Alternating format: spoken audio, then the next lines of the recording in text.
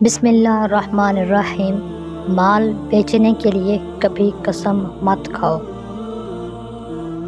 آج کل یہ بہت بری عادت ہے، ہماری مائیں بہنیں جو گھروں میں دکان کھول کے بیٹھی ہوتی ہیں یا کاروبار کرتی ہیں، مال کو بیچنے کی خاطر قسمیں کھاتی ہیں، اور مرد حضرات بھی یہی کام کرتے ہیں کہ قسم کھائیں گے، آگے والا اعتماد کرے گا، ہم سے مال لے لے گا۔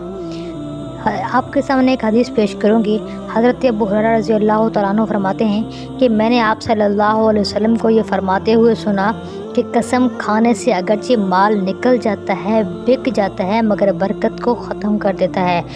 مطلب یہ ہے کہ قسم کھانے پر لوگ بلا سوچے سمجھے اعتماد کر لیتے ہیں اور خرید لیتے ہیں، پھر بعد میں افسوس کرتے ہیں یا سوچتے ہیں کہ نہ لیتے تو اچھا ہوتا، یا ایک دنیا کی وجہ سے اللہ پاک کے نام کی بے حرمتی ہوتی ہے۔